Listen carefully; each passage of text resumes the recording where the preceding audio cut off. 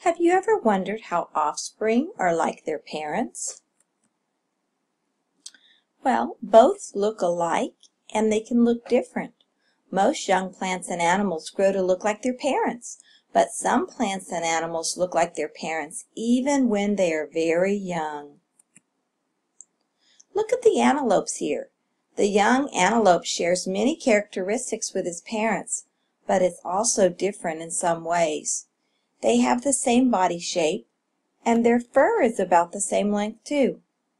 Their horns, though, the way they're different is the horns are much smaller on the baby. They haven't even begun to grow. But the horns will grow larger, but they may not have the same shape as the adult antelope. Sometimes we inherit characteristics. A characteristic might be the same thing that you have from your mother or from your father, or even a grandmother or grandfather. Young plants and animals are often called offspring. Inherit means to receive from a parent, kind of like a gift, but you don't get to pick it. An inherited characteristic is one that is passed on from parents to offspring. An inherited characteristic is also called a trait. Animals inherit traits. They inherit the color and the shape of their body parts. If you look at these kittens here, you can see the one right here in the very middle, right here, has the same color orange as the cat, and then some of them have the white. But they are still different from the other mom, except their body parts. Plants inherit traits too. This is a young seedling right here, and look at the shape of the leaves. Here is a mature tomato plant, and the leaves are the same. The only difference is the tomato plant now can grow fruit. The small tomato plant is not able to grow fruit yet, but they inherit the traits from the other one. The leaf shape is the same. The flower color or the leaf color is the same. When this one grows a flower, it'll be the same color as when they grow the flower here and start the new fruit. The traits of an animal or plant often help it to survive in its environment. Humans also inherit traits. You may have inherited traits such as a hair color and eye color from your parents. So maybe you have blue eyes just like your parents. Maybe you have brown eyes just like your parents. This little girl inherited the hair color trait from her mom. They both have red hair. Sometimes we have an acquired characteristic. Suppose a woman has her ears pierced. Her offspring will not be born with pierced ears. Pierced ears are an acquired characteristic. You acquire or get them during your lifetime. A plant's leaves may turn brown if it gets too much sun. Brown leaves are an acquired characteristic. The plant's offspring will not have brown leaves, which means something in the environment made them turn brown. Do you see the scars here on the edge of this elephant seal? Well, the scars on the elephant seal's body are from fighting other seals. The scars are an acquired characteristic, which means when they have babies, they won't have all the scars. And here's one here. You can hardly see them, but they're right here in the edge of his skin.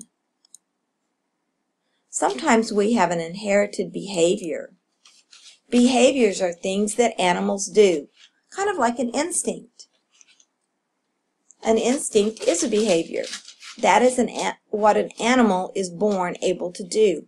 Instincts are inherited behaviors. Baby birds open their mouths when a parent brings food. That's an inherited instinct. They know to do it. It's part of what they are. Puppies are born knowing how to suck milk from a mom. They're born that way. Some butterflies migrate to warm places to survive the winter. That's an inherited instinct. Their body just knows to do it. Bats hibernate during the winter. When they hibernate, their body systems slow down, and this saves energy. So what does hibernate mean? Does anybody know?